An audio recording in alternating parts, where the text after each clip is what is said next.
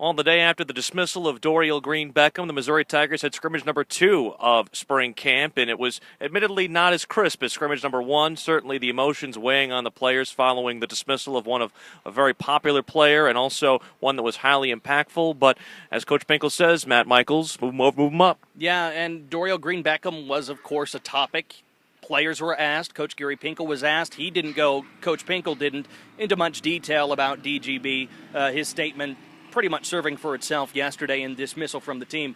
But the players used it more as noting the opportunity, especially in the wide receiver core. Levi Copeland said something interesting to me. He said, now our younger guys in our wide receiver core have to step it up, and we all have to shoulder more of the load. And frankly, Copeland's going to be one of those guys now. It looks like some of those sophomores are going to get serious time throughout the rest of the spring and then on into fall, and there are still going to be freshmen coming in who might have to contribute more than you thought they would to begin with. So you can't replace Dorial Green-Beckham and his insane talent.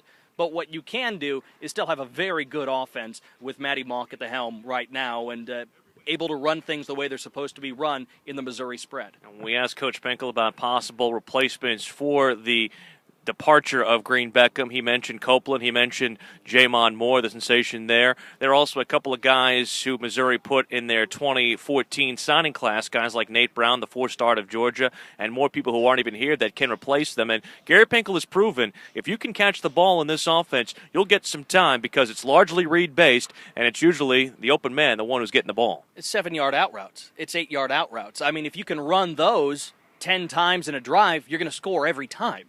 If you can get 3 or 4 yard chunks of yardage in the run game, you're going to win the game because you were successful with what that play was designed to do. It's not designed to be the home run hitter all the time, although those plays have happened with Dorial Green-Beckham in the past, and they electrify. But really, the meat of this offense is grinding it out the way that Chase Daniel did. I always called him the human jugs machine because he threw the ball where it needed to be, and he had pass catchers there to catch it.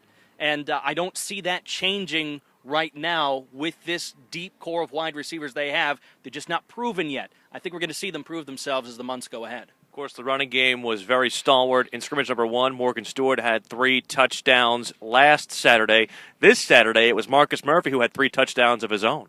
And it was that kind of grinded-out game. We didn't really see any home run hits from Murphy. A couple of good, cutback runs and things like that. But that's his game, to me, anyways. And I do think that even though you didn't get the flash in the running game, it's that solid, consistent running game that can make Missouri's passing game so effective. They can run to open up that pass as good as any team in the country. And if you have Murphy, if you have Hansbrough eventually healthy, and you have Stewart providing some of that too, and maybe even a little bit of bowling ball back there, which the Tigers haven't had in some time, could be very potent.